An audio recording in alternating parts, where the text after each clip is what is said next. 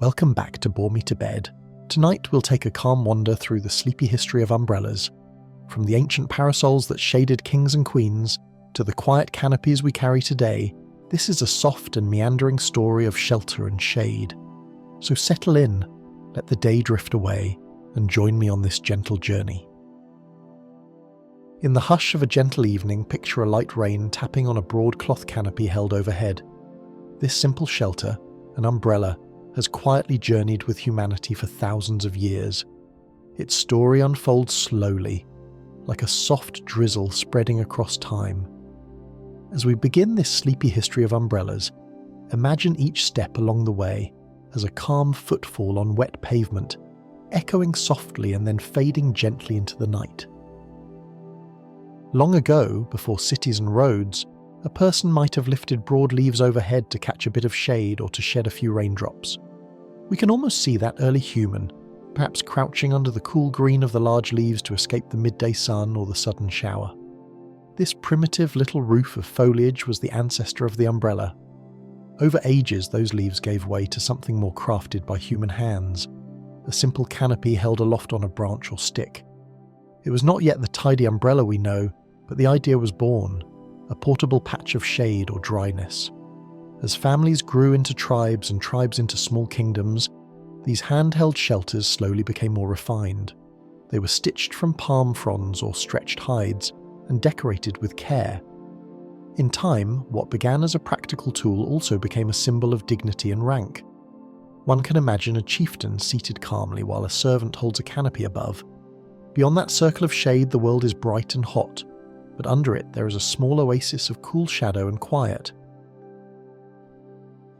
The earliest records of something like an umbrella appear quietly in the art and artifacts of ancient civilizations. In the sun-baked kingdoms of Egypt, more than 4,000 years ago, parasols were depicted in tomb paintings and carvings. These were not umbrellas for rain, but parasols for sun, the word parasol itself meaning to shield from the sun. In those scenes, a noble figure or perhaps a prince rides in a chariot beneath a shade held by an attendant. The parasol might be made of palm leaves or of brightly coloured feathers fanned out on a long handle. It looks a bit like a large fan or a small canopy, giving a patch of shadow to the person beneath. Egyptian writings and art from around 2450 BC show that such sunshades were common for royalty and the elite. They were practical in that hot climate, but also a mark of distinction. Think of a quiet procession along the Nile. The sky is brilliant and cloudless. The sun beats down on golden dunes and sandstone temples, but over one important traveller a soft shadow moves with them, cast by a parasol. Even the statues of gods being carried in festival processions were shaded by these gentle fans of palm fronds or papyrus. It was as if the shade itself were a small blessing, reserved for those of high status or divine importance. In ancient Mesopotamia too we find traces of these early umbrellas. A carved stone stele from over 4,000 years ago shows a king in triumph, and above him an attendant holds a parasol to shield him. In the ruins of Nineveh, the great Assyrian city, sculptures from around the 7th century BC show similar imagery. A king stands tall in his chariot, and over him on a slender rod is a wide, stiff canopy, edged with a hanging drapery at the back. It is startling how familiar it looks, almost exactly like umbrellas of today, only not collapsible. In those carvings, only the king was allowed this privilege of shade. The umbrella was a strictly royal accessory, a sign that even the sun's glare should bow to the monarch's comfort. One Assyrian king, who was bald, was always shown with a parasol above him to protect his bare head from the sun's heat. No one else in the scene was afforded that luxury. We can imagine the quiet and still deference as a servant carefully positions the parasol to keep his ruler cool, perhaps moving it slowly as the sun shifts across the sky, all in dignified silence. Across ancient Persia, echoes of umbrellas appear in art and writing as well. Carvings at Persepolis, the ceremonial capital of the Persian Empire, include figures of kings accompanied by umbrella bearers. In one such carving, a king sits astride a horse during a royal deer hunt, yet remains serenely shaded by a parasol that an attendant holds above him as he watches the chase unfold. One can almost sense the still, hot air of that moment and the small oasis of shade that travelled with the king wherever he went. The tradition of the parasol was established enough that much later, in the early 19th century AD, historians writing about Persia noted references to umbrellas in old royal chronicles. In these gentle scenes from long ago, the umbrella almost resembles a floating crown, held above the head, giving comfort and signifying honour all at once. As civilizations grew and spread, the idea of the umbrella drifted quietly through many cultures. In numerous places, it became entwined with symbols of power and spirituality. In the ancient traditions of India, the umbrella, called a chhatra in Sanskrit, was seen as a sign of royalty and divine protection. One gentle legend from India tells of a devoted wife who struggled to complete her chores under the harsh sun. When she explained that the heat delayed her, her husband, a sage, shot an arrow at the sun in anger. The sun, in remorse, offered the woman an umbrella to shield her from its rays. In this way, the story goes, the first umbrella was given as a gift from the heavens. We can picture that moment in our minds, a weary woman pausing in her tasks, and above her magically unfurls a parasol, casting cool shade over her in the golden light. The furious heat softens instantly, and she smiles in relief. In another Hindu tale, the god Vishnu, in one of his incarnations, brings forth a marvellous umbrella from the depths of the earth, a rain-giving umbrella associated with Varuna, the deity of waters. And in Buddhism, artwork often shows the Buddha or revered monks with a parasol held above them, borne by a disciple or appearing as a stylized emblem. These umbrellas in spiritual art are not just for blocking sun. They symbolize the protection of wisdom and the honor given to enlightenment. Imagine a serene stone statue of the Buddha sitting in meditation, and above, carved in the same stone, a graceful parasol spreads out like a tree's canopy. It casts a circle of symbolic shade over the tranquil face of the sage, as if the universe itself offers a cool shelter to wisdom. Throughout the East, umbrellas quietly took on this dual life, humble tool on the one hand, symbol of honor on the other. In places like ancient China, they were both practical and ceremonial. A Chinese legend even credits the invention of the collapsible umbrella to a clever woman, said to be the wife of Lu Ban, a famous carpenter and inventor who lived over 2,000 years ago. According to the tale, she wanted something portable to protect her family from rain. Perhaps she watched children holding large lotus leaves over their heads during a shower, or noticed how a folding fan could spread and close. In the soft imagination of the story, she tied together thin strips of bamboo to form a frame and covered it with cloth, creating the first folding umbrella. Whether born from observation or pure creativity, it's a soothing image. A patient craftswoman in ancient China, quietly bending and binding materials under the dim glow of an oil lamp, determined to chase away the discomfort of rain for her loved ones. Indeed, China provides some of the earliest concrete evidence of umbrellas made to repel rain as well as sun. The Chinese were among the first to turn the umbrella, whose name in English comes from the Latin umbra, meaning shade, into a rain protector by waterproofing it. They discovered that paper, when coated with oils or lacquer, would shed water. Over 2,000 years ago, during the Han Dynasty, people in China were using umbrellas of oiled paper on bamboo frames to keep off the monsoon rains. We can imagine a bustling street in an ancient Chinese town, wooden buildings with curved tile roofs, a grey sky releasing a warm summer downpour, and people walking calmly along under paper umbrellas brushed with oil. The raindrops thud softly, then roll off the glossy paper canopy, leaving the person underneath dry and at ease.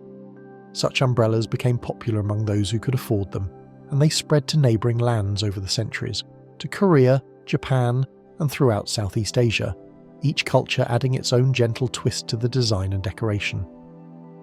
Even today, in some parts of Asia, traditional oil paper umbrellas are used in celebrations and festivals, their beautiful painted surfaces and lacquered shine recalling those ancient days.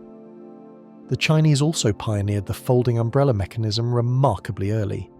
Texts from about the 2nd century BC describe an umbrella-like contraption with movable joints and sliding levers. One ancient source, the Zhou Li, Rites of Zhou, outlines a kind of ceremonial canopy with ribs, about 28 slender ribs, and a two-part pole, where one section slides into the other.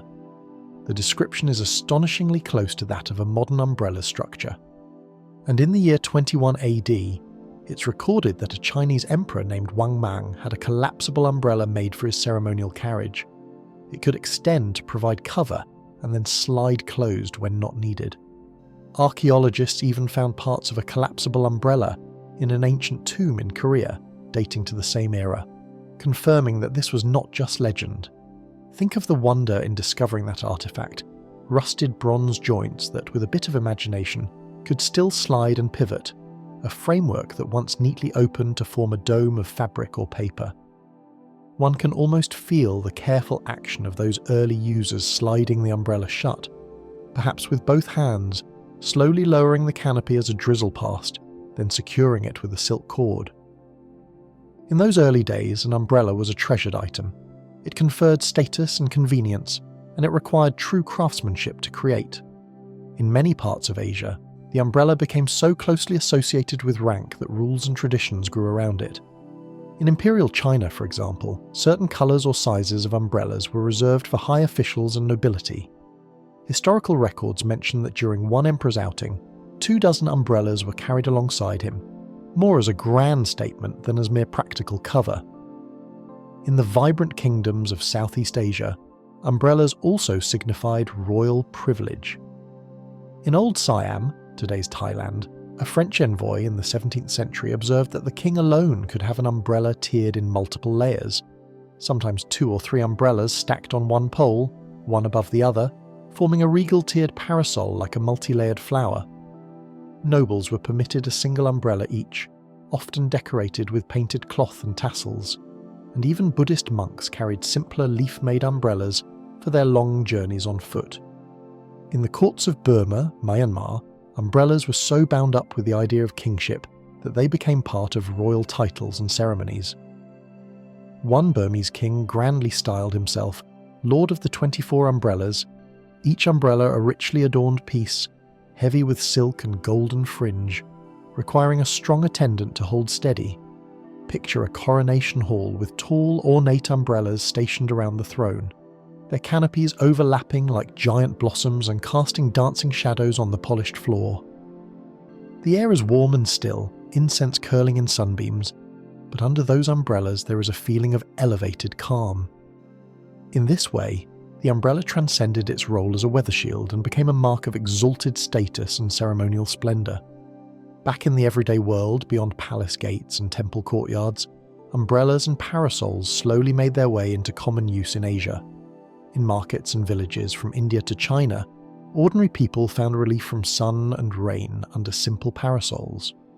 A traveller on the dusty roads of an old Chinese province might carry an oil paper umbrella, the sun painting golden highlights on its oiled surface as it filters through. A Japanese farmer taking a break in a drizzle could prop a paper umbrella over his shoulder, listening to the patter of rain on the paper and savouring the fresh, earthy scent the rain draws from the soil, thankful for that little portable roof. These scenes played out for centuries in the East, quietly and without fanfare. The technology of the umbrella, bamboo ribs, paper or cloth canopy, sometimes collapsible frames, was refined and passed down through generations. By the medieval period in Europe, when the umbrella had nearly vanished there, it was alive and well across Asia, woven into the fabric of daily life. Even far across the oceans in cultures untouched by Asia or Europe, the idea of a personal canopy emerged in various forms. In the Americas, for example, the Aztec civilization had a ceremonial parasol-like object. Records from the time of the Spanish arrival describe an Aztec general carrying an elaborate umbrella made of shimmering feathers and gold, a kind of flag or standard that also provided shade. It was held aloft not only to shield the general from the sun, but to signal his status on the battlefield, a moving patch of shadow marking the leader amid the sun and dust. In the steamy tropics of the Pacific Islands, early European explorers noticed that local people would use broad palm leaves or weave pandanus mats into impromptu umbrellas to ward off sudden downpours. A large banana leaf held overhead could keep a traveller fairly dry on a jungle path, the raindrops drumming on the thick green leaf just as they would on any crafted umbrella. It seems that wherever the sun beat strongly, or the rain fell often, human ingenuity found a similar solution: a portable little roof, made from whatever materials were at hand to bring comfort and relief. In parts of Africa too, the umbrella eventually took on special meanings once it was introduced. By the 1800s, in West Africa's Ashanti Empire, in what is now Ghana, umbrellas had become a vibrant part of royal and ceremonial life. Senior chiefs appeared under enormous multicoloured umbrellas during festivals and processions. These umbrellas were richly made, with panels of bright cloth, reds, yellows, blues, sewn together, sometimes adorned with intricate patterns. During celebrations in the capital city of Kumasi, rows of umbrella bearers would parade alongside their leaders. To the steady beat of drums, they often spun the umbrellas slowly, creating a dazzling display of swirling colour above the dignitaries. You can almost see it. Under the hot African sun, the crowd gathers to honour their chiefs, music echoing through the streets, and overhead the great umbrellas turn in rhythm, like giant slow-moving pinwheels of colour, casting cool, dancing shadows on the ground. Under each grand umbrella stands a figure of importance, marked out by the shade and the breeze it provides. Even in that lively, drum-filled atmosphere, the umbrella lends a note of stately calm, its shade protecting the leader and its presence elevating the ceremony. Meanwhile, further west, the umbrella was taking a very different path. The civilizations of ancient Greece and Rome had known of parasols, likely through their contacts with Egypt, Persia, and other eastern lands. In classical Greece, by the 5th century BC, fashionable women in cities like Athens would often be accompanied by a servant carrying a parasol for them. It became a common sight in certain festivals and daily life, a lady in flowing robes strolling through an open agora, marketplace, and above her a delicate parasol of linen or silk, held by a loyal maid to keep the harsh sun from her fair skin. On Greek pottery and carvings from that era, we see parasols depicted, a small luxury that symbolized a life of leisure. Greek playwrights even made mention of them. The comic playwright Aristophanes joked about parasols in one of his plays, and to carry one was considered a decidedly feminine thing to do. If a man carried a parasol, it was either an act of effeminacy or a comedic disguise. There was, in fact, a brief period in late 5th century BC Athens when male members of the elite toyed with the parasol as a status symbol, perhaps imitating the nobility of Persia who used them. But that fad soon passed, and the parasol remained mainly an accessory of elegance and comfort for ladies of culture.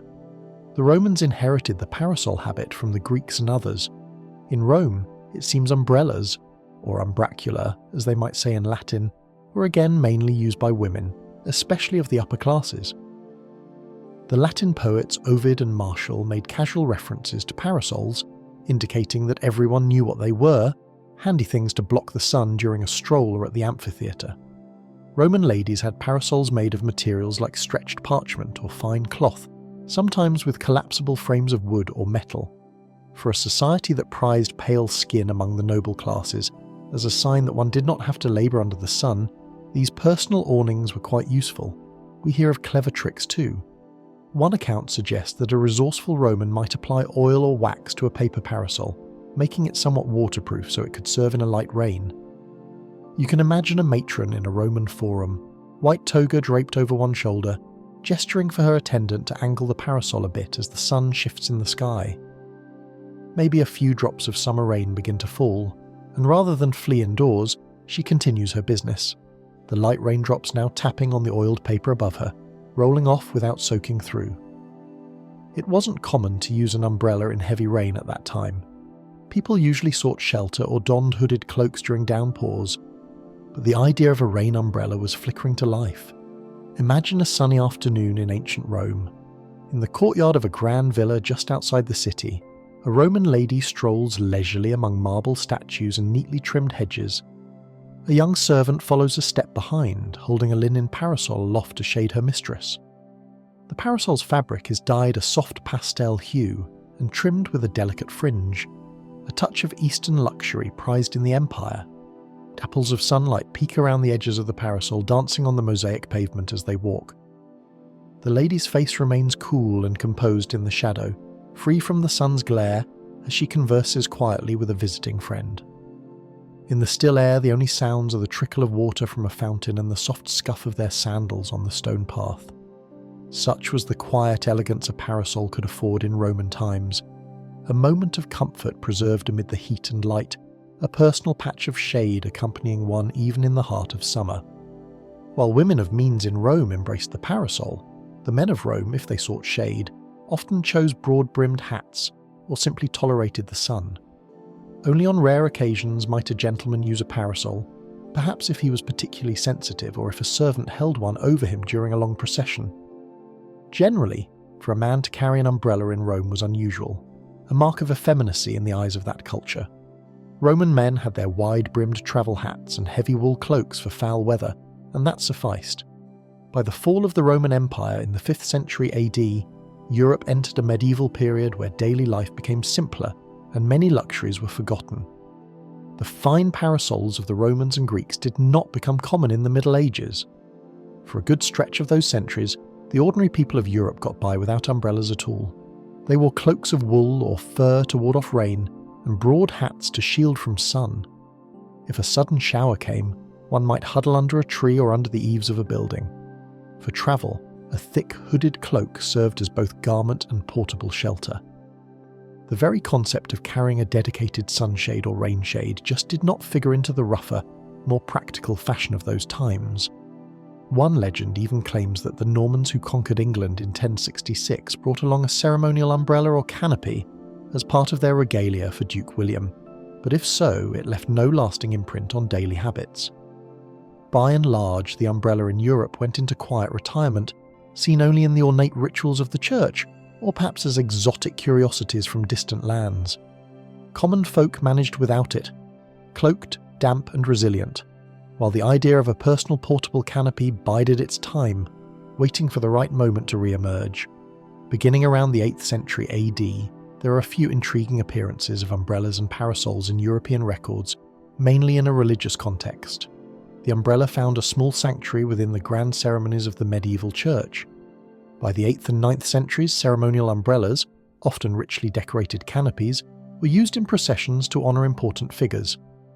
A famous example is an 8th century image of the Bishop of Pavia in Italy, which shows a servant carrying a parasol above him during a procession, much as a Roman servant might have done for a noblewoman long ago. In 757 AD, Pope Paul I is said to have gifted a beautifully jewelled parasol to the Frankish king Pepin the Short as a sign of goodwill, suggesting that the object still held prestige.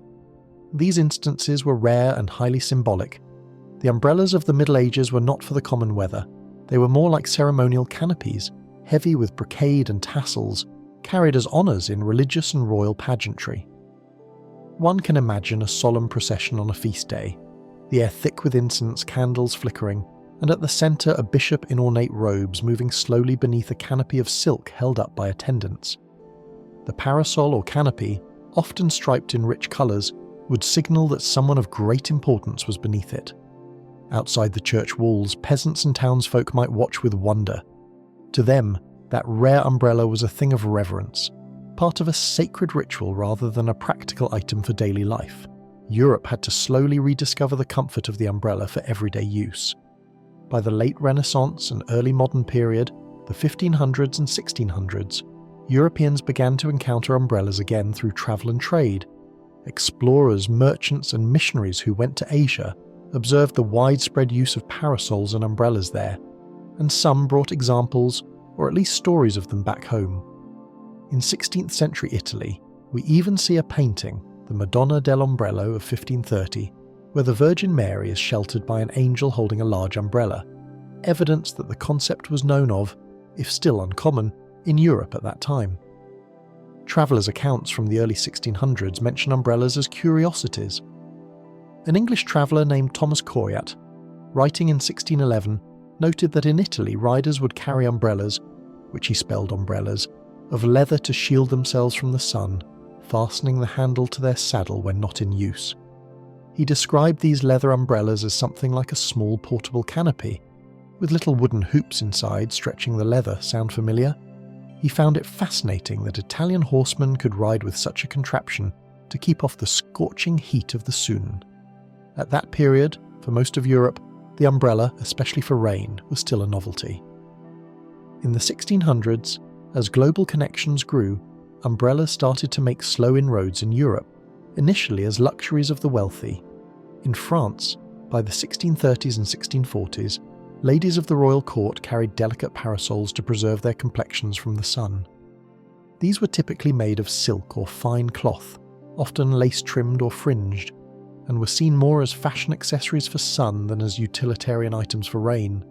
A parasol might be matched to one's gown and carried on clear days as a stylish prop.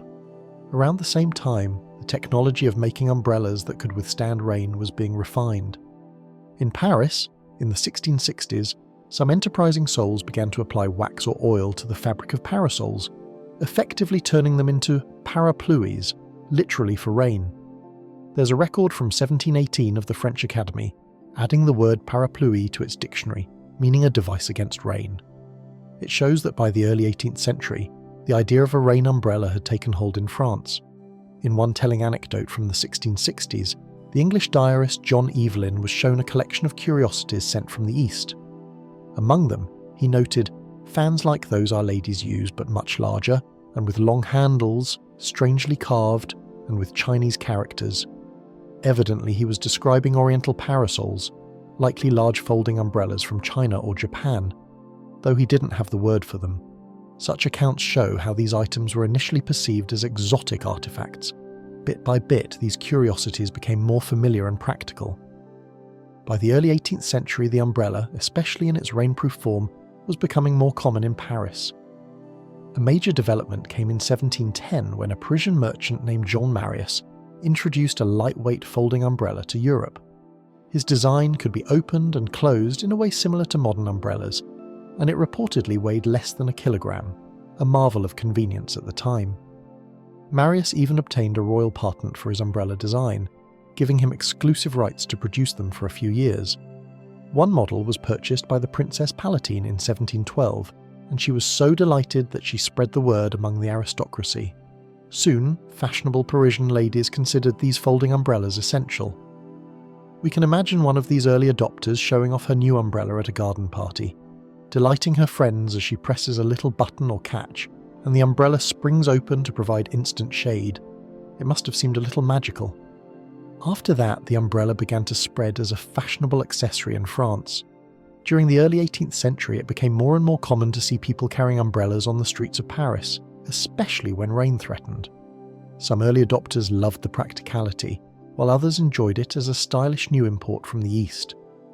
By the 1760s, one enterprising shop in Paris even started renting umbrellas to those caught unprepared in showers. They recognised that not everyone owned one, but on a surprise rainy day, many would happily pay a small fee to borrow a shelter and get home dry. These rental umbrellas were typically sturdy, green waxed silk contraptions with identifying numbers or marks so the shop could track their return. It became a familiar part of Paris city life. An afternoon cloudburst would darken the sky, and soon a few street vendors or shopkeepers would appear, offering umbrellas for hire. A person who took one would walk away under a temporary canopy, the rain drumming softly on the silk above, with a promise to bring it back later once the skies cleared. Still, some of the well-to-do in Paris held out against the trend initially.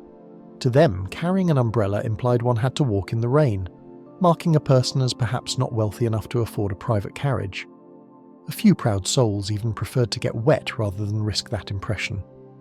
A satirical magazine of the time noted that those who wouldn't be caught dead with an umbrella viewed it as a sure sign of a pedestrian. But such snobbery was fleeting. Before long, practicality and comfort won out over pride. By the end of the 18th century, hardly anyone thought twice about using an umbrella. It was simply a sensible thing to do on a rainy day, whether one had a carriage or not. Across the Channel in England, the umbrella took a little longer to gain acceptance.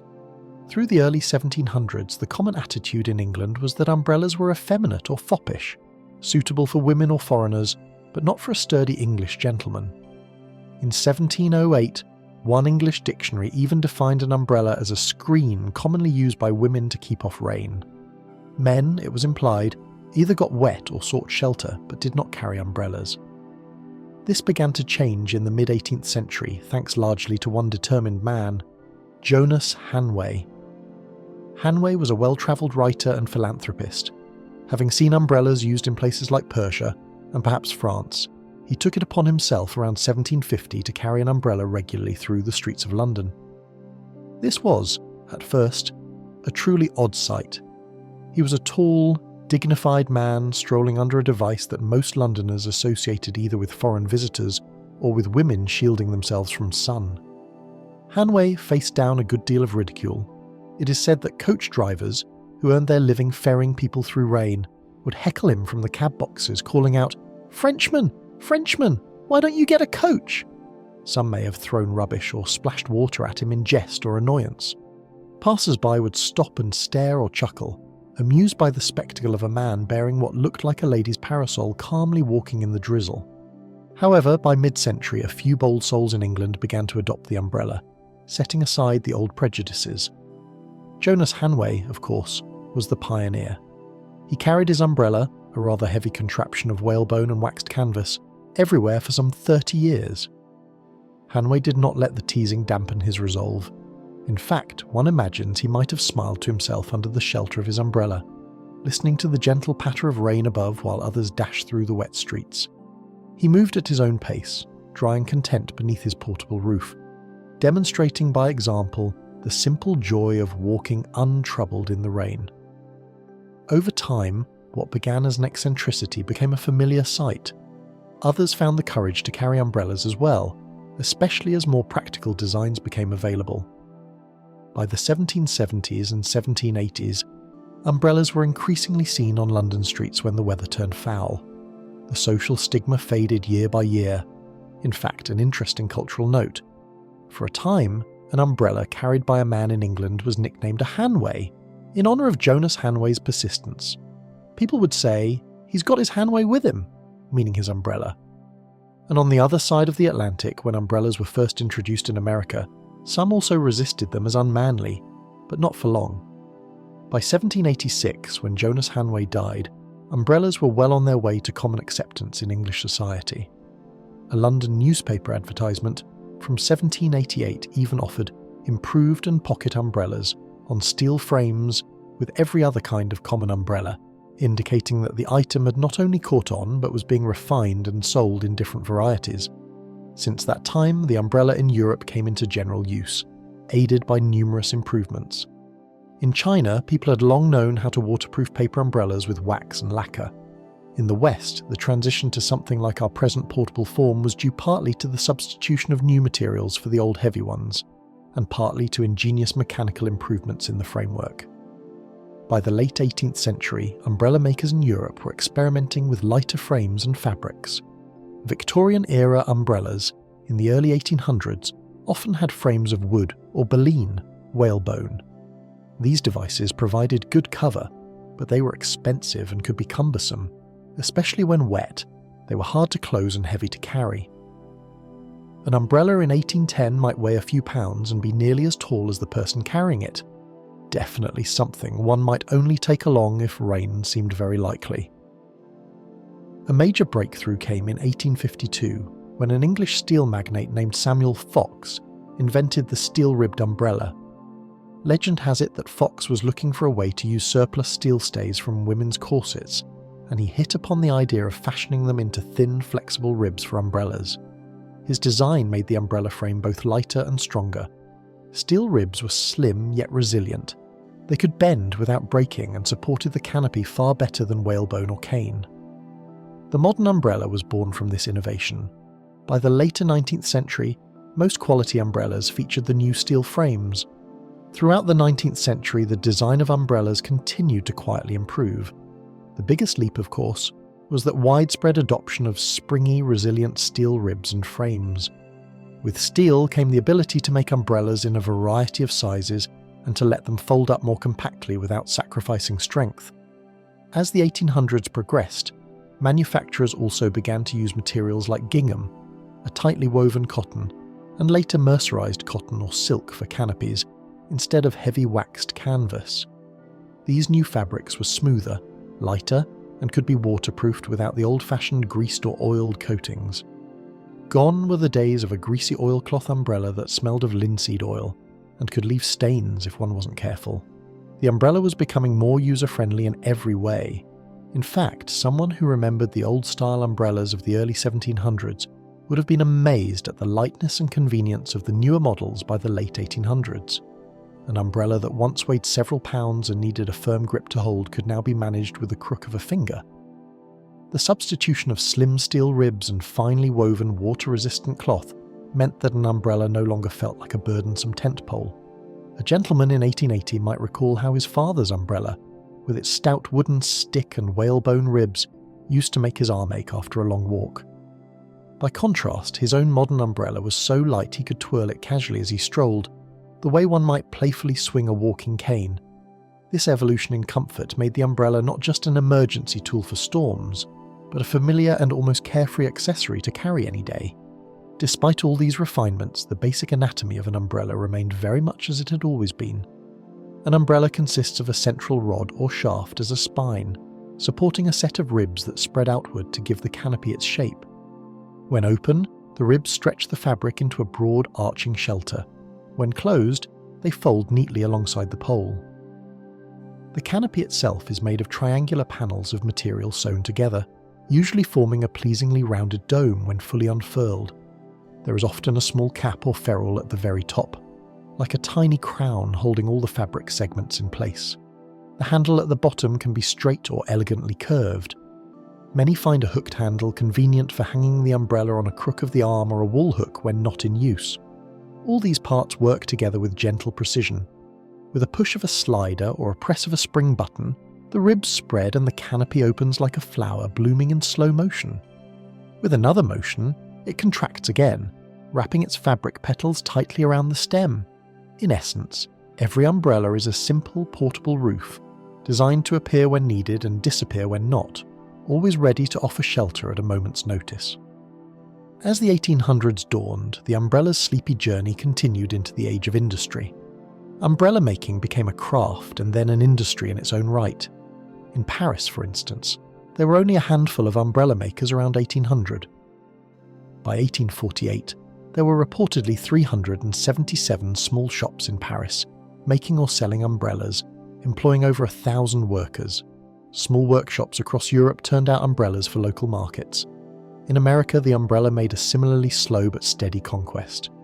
The first umbrella factory in the United States is believed to have been established in 1828 in Baltimore, Maryland, by Francis Beeler, a German immigrant. When he arrived in America, he noticed hardly anyone used umbrellas. In fact, many Americans at the time mocked the umbrella as a laughable affectation. They considered it something for old country aristocrats or for women. A real man, they thought, would simply brave the rain or wear a cape. Nevertheless, Beeler used his wood-carving skills and knowledge of umbrella making to start producing them. At first, Americans generally scorned the devices for their ridiculous effeminacy, as one period source put it. But Beeler's venture met with success, and soon competitors arose. By the late 19th century, Baltimore was known as the umbrella capital of America, with numerous companies turning out umbrellas for the whole country. By the dawn of the 20th century, umbrella making had grown into a significant industry worldwide. Factories in many cities were turning out umbrellas by the thousands, eventually by the millions, each year. What had once been a rarity for the wealthy was now ubiquitous and affordable, available in local shops everywhere. A humble umbrella could be found in almost every household, ready to be unfurled whenever dark clouds gathered on the horizon. On occasion, an umbrella could even become a quiet family heirloom. Imagine a sturdy, well-crafted umbrella bought in the late 1800s, perhaps with a handle of polished chestnut wood and a canopy of quality black silk. A father might gift it to his son when the young man sets out for a drizzly city like London to attend university or begin a career. Over the years, that umbrella accompanies the son through countless showers and storms. Its once new handle gains a gentle patina from the touch of his hand, and maybe a small dent or two from being leaned in a hallway corner. If the fabric wears thin or a rib breaks, he has it repaired or recovered, preserving the trusty frame because it means something to him.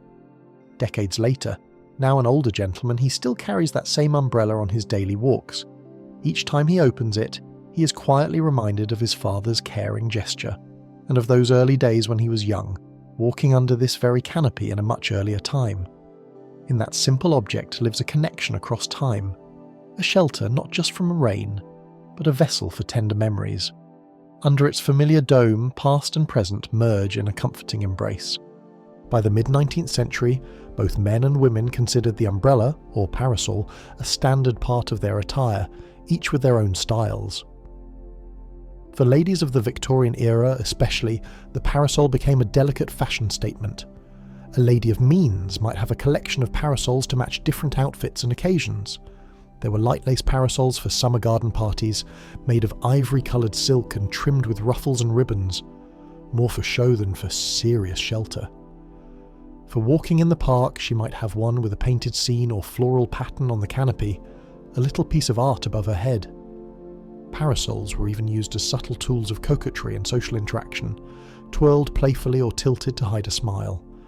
In a peaceful park on a warm afternoon, one might see a row of such parasols bobbing above the lawn chairs as ladies chatted softly beneath them. Their patterns and colours looked like a bed of blossoms moving gently in the breeze. Gentlemen's umbrellas, on the other hand, became a standard part of a man's ensemble, especially in cities like London. These were typically of sober design: a well-polished dark wood or bamboo stick, a curved handle, often of Malacca cane or wangi, and a canopy of black or dark grey silk that could be rolled up neatly. The image of an English gentleman with his bowler hat, walking stick and umbrella became almost iconic. The umbrella was not only for rain. In the Victorian mind, it was also a mark of a prepared and dignified person. One charming nickname from late 19th century America for the umbrella was bumbershoot. This fanciful, almost childlike word likely came from a playful mashup of umbrella and parachute, with a dash of whimsy. The very whimsy of the term hints at the umbrella's integration into everyday life. People were fond enough of the item to give it cute pet names.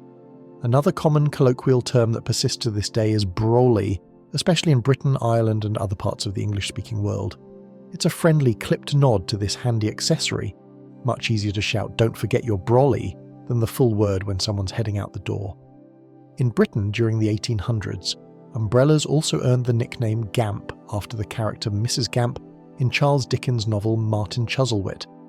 Mrs. Gamp was a nurse known for carrying a drab, tattered umbrella everywhere she went, so calling someone's umbrella a gamp became a sly bit of humour. These playful terms, bumbershoot, brolly, gamp, give a sense of how familiarly beloved the umbrella had become. With the umbrella becoming such a familiar companion, it even gathered a few superstitions and old sayings. One of the most enduring is the caution against opening an umbrella indoors, said to bring bad luck. Parents and grandparents still sometimes gently admonish children about it. Perhaps this belief arose long ago when early umbrellas were unwieldy, and opening them suddenly in a cramped cottage could knock over a lamp or startle someone. A clumsy move might cause a minor household accident, hence people began to say it was unlucky. Whatever its origin, the saying lives on softly in our culture, a little superstition often passed along with a smile. It's a gentle reminder, with practical roots, that an umbrella's place is under the open sky, unfurling only when truly needed. Apart from this, umbrellas have occasionally been associated with other bits of folklore. For example, dreaming of an umbrella is sometimes said to mean you have reliable friends. All of it is light and reassuring, as harmless as the umbrella itself. As we move gently into the 20th century, the umbrella's story becomes one of refinement rather than revolution. By now, the idea of a personal rain shield was firmly entrenched worldwide. Technical improvements still came, but gradually. For instance, in 1928, a German inventor named Hans Haupt introduced the first practical pocket umbrella. He had been injured in World War I and needed a walking cane, which made carrying a full-sized umbrella awkward. So, he invented a telescoping umbrella that could collapse down small enough to fit in one hand or pocket. He affectionately called it Nerps, meaning little tot in German, for its diminutive size. The Nerps was a success, and soon folding umbrellas became popular across Europe and beyond. At last, one could carry an umbrella conveniently even when it wasn't raining. Just tuck it away, barely noticing it until needed. By mid-century, compact folding umbrellas were spreading around the world, adding another layer of convenience to this old device. The materials used in umbrellas also continued to evolve through the 20th century. Early in the century, canopies were often made of cotton. which when treated could resist water, but could also be heavy when wet. In the 1930s, a new material came along that would change things.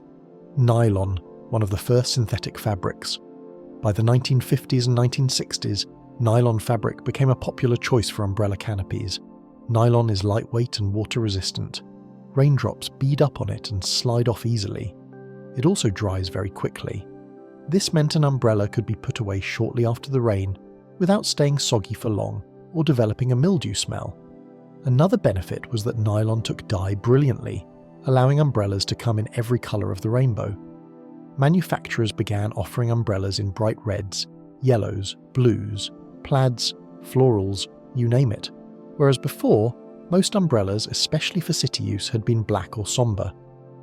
The umbrella, while still the same in form, became a bit more cheerful in appearance. By the mid-20th century, umbrellas had taken on new hues and personalities. A rainy day in the city no longer meant a sea of identical black canopies. Now one might see splashes of colour moving among the grey streets. A cherry red umbrella here, a sky blue one there, perhaps a whimsical polka-dotted or striped pattern brightening the gloom. The availability of vibrant dyes and quick-drying fabrics meant umbrellas could double as a modest fashion statement. Perhaps a child walks by under a bright yellow umbrella decorated with a smiling duck, happily watching the raindrops dance off the top. Nearby, a couple might share a transparent dome-shaped umbrella, the kind that arcs over their heads and lets them see the world through a gentle, rain-speckled lens. The once humble umbrella had become not just practical, but also a small canvas for personal expression. Even as it kept people dry, it added a quiet cheerfulness to the rainy scene, dotting the wet streets with little domes of colour and character. The late 20th century saw a number of small but notable changes in umbrella design. Manufacturers experimented with new metals like aluminum, making frames even lighter and rust-proof. Some replaced metal parts with fiberglass to create ribs that wouldn't snap even in strong gusts of wind. Vented canopies, essentially a double layer of fabric with gaps, were introduced to allow wind to pass through more easily, reducing the chance of an umbrella inverting. That sudden inside-out flip that can happen in a squall. Some umbrellas were coated with Teflon or other repellents, so that water would literally bounce off them, leaving them almost dry with a single shake. And the automatic umbrella became common. Just press a button and whoosh, a spring mechanism opens the umbrella in an instant, a convenience especially when one's hands are full. Despite these tweaks, the look and feel of an umbrella remained much the same. If a person from the 1800s were magically transported to today, they would surely recognise the umbrellas we carry. They might marvel at the materials and the abundance, but the fundamental design would be utterly familiar. It is noteworthy that while umbrellas for rain are universal today, the parasol purely for sun protection has become less common in the Western world over the last 100 years. As attitudes towards sunlight changed, there were times in the 20th century when having a tan became fashionable. Fewer people in Europe and America carried parasols on a daily basis. You might still see them on the beach or at outdoor weddings, but the everyday parasol virtually disappeared in many Western cities. Yet, in many Asian countries, the old custom of the sunshade remains alive and well. Even now on bright summer days in cities like Bangkok, Delhi or Tokyo, you can see people walking under light-coloured parasols to shield themselves from the glare and heat. It's a gentle sight that connects the present to the distant past. A person strolling in modern attire, but carrying an item their ancestors from centuries ago would immediately understand. A bit of personal shade on a hot day is a comfort that never goes out of style. Not only do we use umbrellas for ourselves, we also create larger ones for shared spaces. Think of the broad canvas umbrellas that dot sandy beaches, planted firmly into the ground. Under each one, families lounge on blankets and chairs, enjoying the seaside without the full blaze of the sun. The fluttering shade moves gently with the breeze, protecting fair skin and keeping picnic lunches cool. In gardens and outdoor cafes too, big patio umbrellas spread overhead like artificial trees. They turn harsh noon sunshine into soft, dappled light, allowing friends to sit and sip cool drinks in comfort. These large umbrellas are like friendly portable awnings that can be set up wherever shade is needed. They extend the umbrella's simple ingenuity to communal life, sheltering not just individuals but groups of people seeking rest on a warm day. And like their smaller cousins, They quietly do their job, creating a cool and calm refuge beneath the open sky. Culturally, umbrellas have continued to hold a quiet and still presence. They appear in literature, in art, and in the background of countless everyday scenes captured in photographs and film.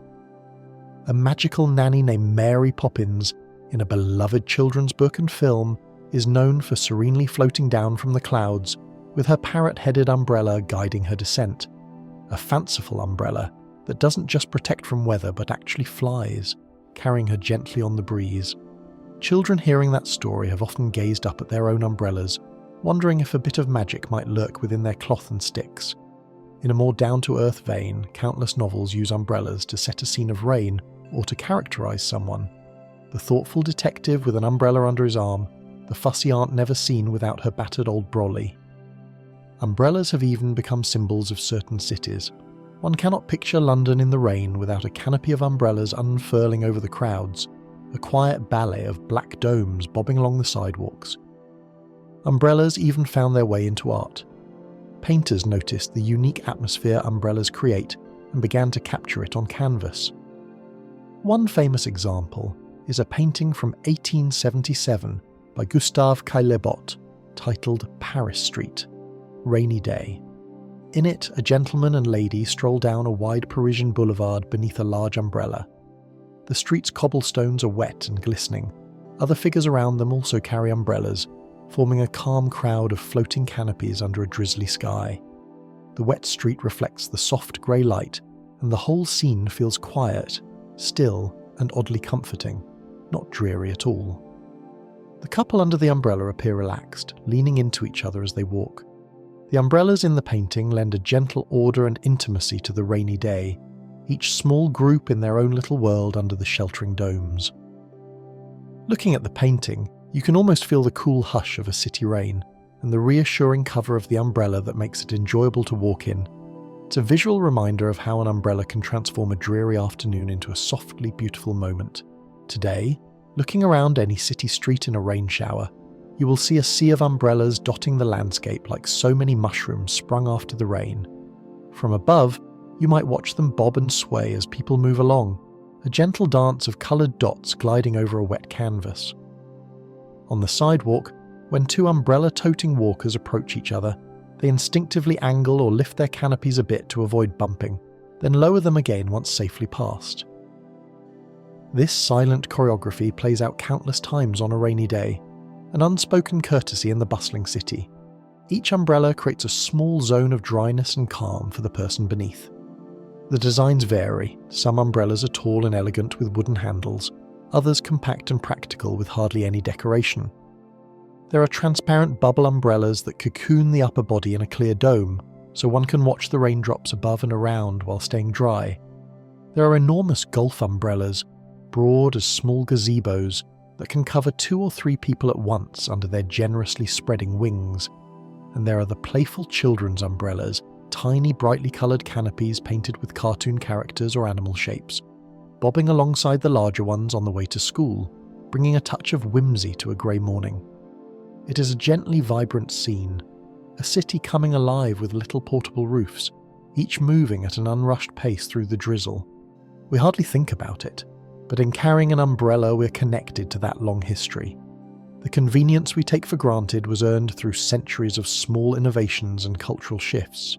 The earliest parasols of palm leaves and feathers, the paper umbrellas lacquered by careful hands, the heavy contraptions carried by Jonas Hanway, and the steel frames and nylon canopies of today, they're all chapters of the same slow story.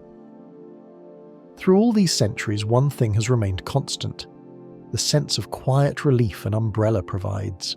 There's something fundamentally comforting about having your own little roof when the world turns wet or overly bright. The simple act of opening an umbrella can make you feel momentarily at home anywhere, as if you carry a small shelter with you.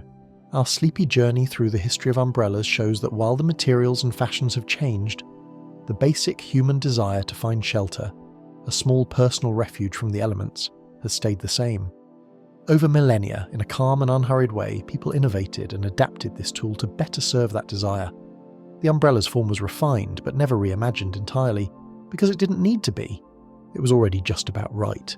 As you prepare to drift off to sleep, Imagine the sound of rain on umbrellas through the ages.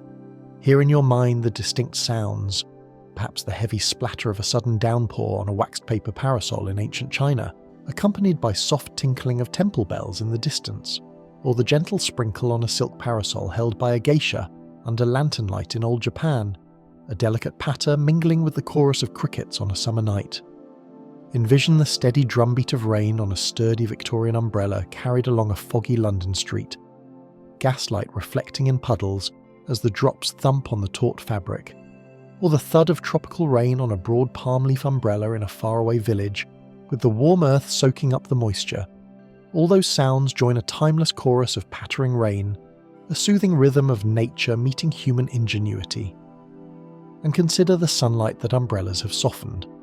The fierce rays over Pharaoh's land diffused by a fan of palm leaves, the tropical sun over an Indian Maharaja dimmed by a multi-tiered parasol of silk held by an attentive courtier.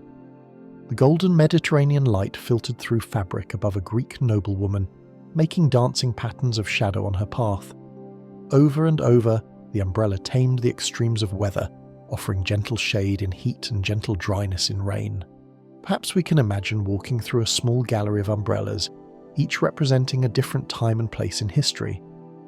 In one quiet corner stands a replica of an ancient Egyptian parasol, a fan of palm leaves mounted on a tall staff. It immediately brings to mind pharaohs on the Nile, their attendants keeping the relentless sun at bay with just such a device. A few steps away, displayed under soft light, is a beautifully painted oil paper umbrella from China, its bamboo ribs splayed out under translucent oiled paper. One might almost catch the faint scent of lacquer and feel the humidity of a summer monsoon it once repelled. Nearby is a delicate lace parasol from Victorian England, ivory-coloured with intricate embroidery. It looks as if a gentlewoman might pick it up at any moment to go for an afternoon stroll among rose gardens. Next to it stands a stout black British umbrella with a curved wooden handle, the kind a London banker in the 1890s would never be without. Its fabric is slightly faded, perhaps it weathered many a stormy commute, and at the far end a modern compact umbrella lies folded, sleek and handy with gleaming metal ribs and a cheerful pattern on its canopy, ready to spring open with a simple push. As we pass each item, we feel the lingering presence of those who carried them long ago. The gallery is hushed. It's as though all these umbrellas are quietly whispering their stories, of sunlit processions and sudden downpours, of long journeys and everyday errands, all made a bit more comfortable by their presence. In this imagined museum of umbrellas, time itself feels curled up under a canopy. The air is calm and timeless, and we walk on, appreciative of how such a simple object could travel so far through human life. Our journey through the millennia of umbrellas has been gentle and wandering, touching upon pharaohs and peasants, inventors and fashionistas, emperors and travellers, all linked by this common item. And now, as the night grows deeper and the world falls quiet and still, we conclude our tale just as one might close an umbrella after the rain has passed. There is no rush, only a slow closing and a return to rest. Under the kindly shelter of time and memory, you are free to drift into sleep. Like an umbrella that has done its duty and now comes to a peaceful close, let your thoughts gently fold into quiet darkness. The rain outside has slowed to a faint drizzle and then to nothing. The clouds part, perhaps revealing a few shy stars peeking through. All is calm. In this stillness you carry the simple comfort that humans have cherished since antiquity, the knowledge that even in stormy times one can find a small canopy of safety and ease. May that thought accompany you into dreamy rest, as softly and naturally as an umbrella opening to meet the rain, then closing when the sun comes out again. Good night, and sweet dreams beneath the ever-watchful, gentle umbrella of the night.